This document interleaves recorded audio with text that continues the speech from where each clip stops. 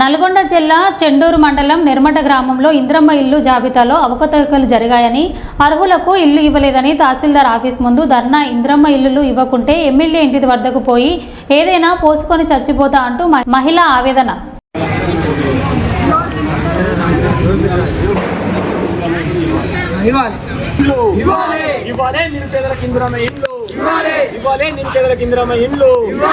ఇదేమి రాజ్యం ఇదేమి రాజ్యం